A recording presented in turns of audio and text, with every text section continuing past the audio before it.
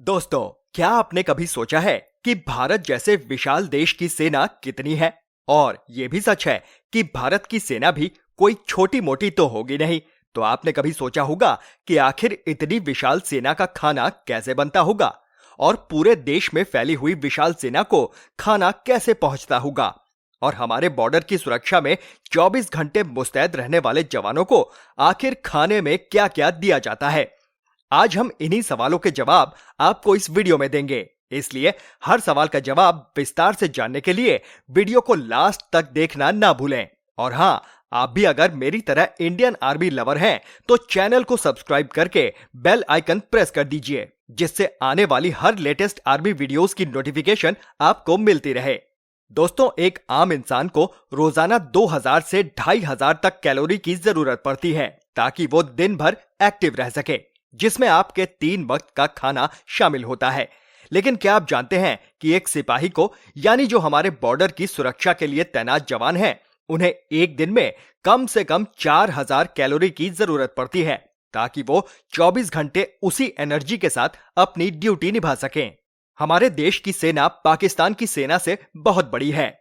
हमारी सेना में कुल 16 लाख सैनिक हैं। अब आप सोच रहे होंगे कि इतने सारे लोगों का खाना कैसे और क्या बनता होगा।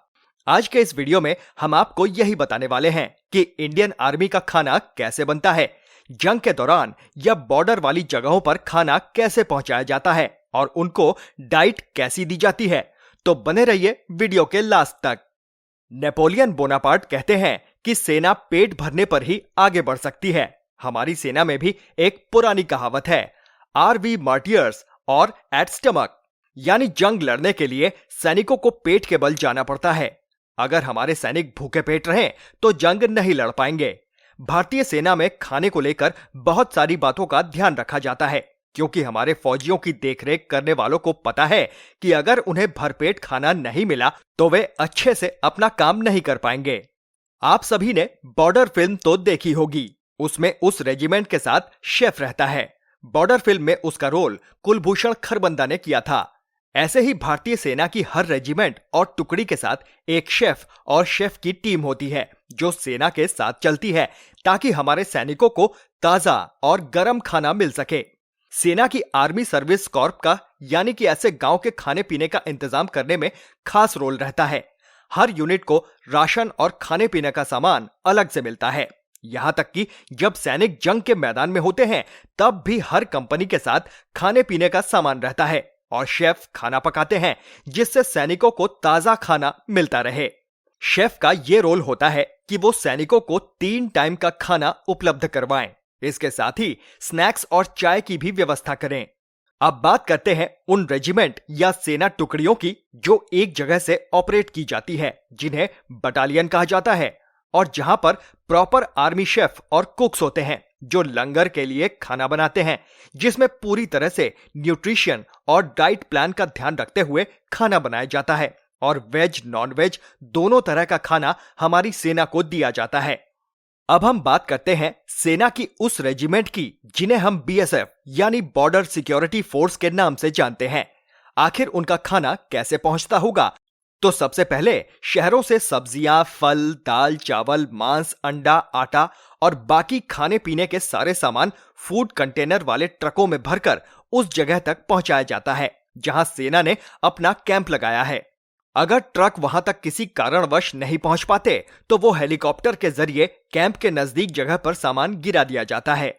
बाद में सेना के जवान उन्हें लोकल पब्लिक ट्रांसपोर्ट या घोड़े पर लादकर अपने कैंपों तक ले जाते हैं और वहां उनके साथ गए कुक्स उन सामानों से खाना तैयार करते हैं।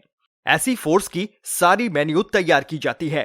कंपनी जिसमें 100 से 150 सैनिकों में उनके साथ 2 कुक भी होते हैं, जो सुबह के नाश्ते से लेकर रात का गर्म खाना तक प्रोवाइड करते हैं।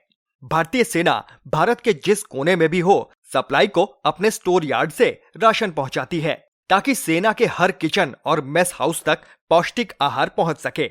जंग के दौरान जो सेना मोर्चे से हट नहीं सकती, उन्हें खाना इंसुलेटेड केसेस में पैक करके प्रोवाइड किया जाता है।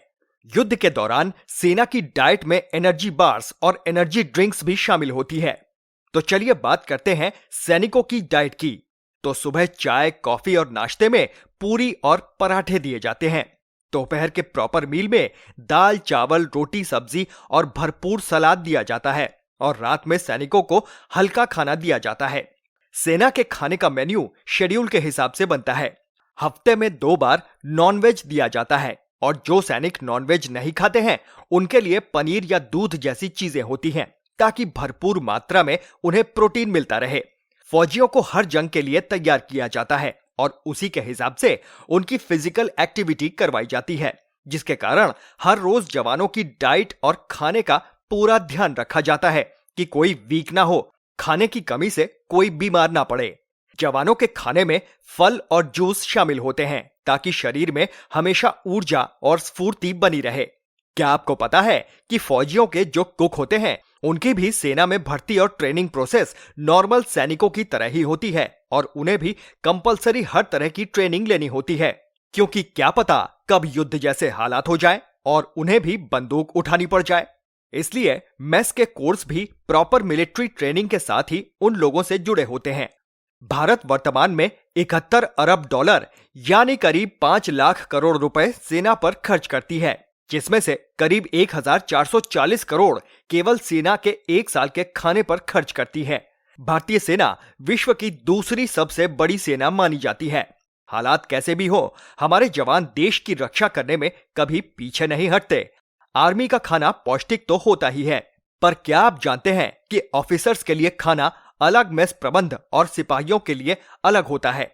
पौष्टिक खाने और स्वादिष्ट खाने में अंतर होता है। हमारे सैनिक देश के सबसे ठंडे इलाके और खून सुखा देने वाली गर्मी में भी तैनात रहते हैं, तो जरूरी नहीं है कि उन्हें हमेशा एक ही तरह का खाना मिले या फिर अच्छा खाना ही मिले। हमारे घर पर भी अगर 4 लोगों का खाना बनता है तो जरूरी नहीं कि वो रोज टेस्टी बने। आज का खाना अच्छा नहीं बना है, मैं कुछ और खा लूंगा, पर हमारी सेना को कभी युद्ध की स्थिति में वो खाना भी खाना पड़ जाता है जो खाने लायक भी नहीं होता, या कभी कभी बस कैलोरीज के लिए और जिंदा रहने के लिए हमें भी साथ खाना खाना पड़ता है। हमारे जवानों को ऐसी ट्रेनिंग दी जाती है जिसके कारण वो किसी भी स्थिति में सरवाइव कर लेते हैं और सभी तरह की कठिन परिस्थिति में देश की सुरक्षा में सीना तान के खड़े रहते हैं। तो दोस्तों, ये सारी बातें जानने के बाद इंडियन आर्मी के लिए आपके दिल में प्यार है तो नीचे कमेंट्स में आई लव इंडियन आर्मी जरूर लिखें। तो मिलते हैं अगले एक और शानदार आर्मी वीडियो के साथ। जय हिंद।